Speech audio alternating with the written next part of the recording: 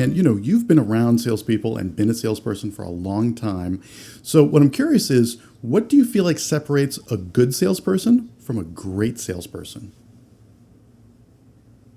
Probably everybody else in my shoes would say this too, but just really communication, having an open mind and almost being empathetic, sympathetic to different people that come in. Right now we have a lot of duress in our market. So we have people come in whose refrigerator or freezer just might went out and they might be frantic, and kind of just taking that extra second to listen to them talk or vent, I think is important. um, yeah, just and having the questions ahead of time, that you're going to ask. Ask the name right off the bat, repeat the name back. That makes someone feel so good when you say, "Oh, Anthony, what brings you in today?"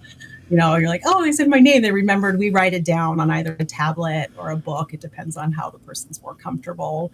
Um, just really taking like such special care. Every person, we say, treat them as your grandfather or your grandmother, even whatever age they are, regardless. Treat them as part of your family, and the sales process will play itself out.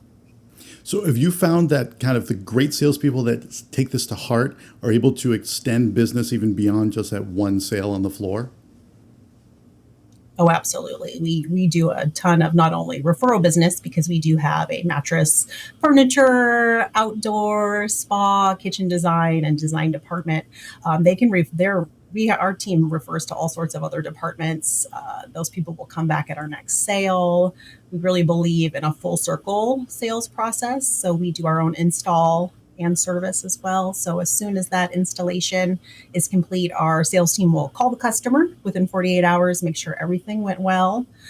We will do a thank you note. We still do handwritten thank you notes. I do think that's important. I can't tell how many times people will come back and be like, "I got this note in the mail." We always make sure to include in the note, which I think is important. Either our next sale that's coming up, "Thank you for buying your washer from us, Mrs. Jones. We have our Labor Day sale coming up tomorrow," and we'll include like I wrote little samples, little things like coupons for soap. This is our Dawn box with my dad's picture on it, which he hates, but I think it's funny, and it's like a coupon for a mattress or furniture. We change these all the time to include like a call of action in that thank you note or email to get them coming back to see that salesperson again, or maybe another salesperson in the store is really important. And you found success with Yes, that model. That's it's working. great. And Yes. for salespeople looking for tips, and I know when I got into appliance sales a little over 10 years ago, that I was blown away with how complicated selling appliances is. Like I thought, it's a fridge, microwave. How hard could this possibly be?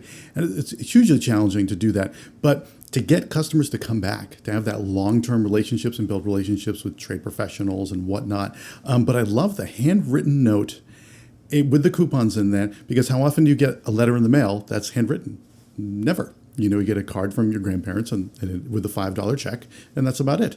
So that's fantastic that your team does that, and there's nothing preventing every salesperson from doing that. Like it can be done. So that's awesome that you guys do that. What have you found for other kind of long-term success for kind of building relationships with referral partners like designers and architects and builders? Do you have any advice for salespeople to build those type of relationships? Absolutely, we do. So we do have an in-house kitchen and bathroom design team, as well as an interior design team. We do a lot of events.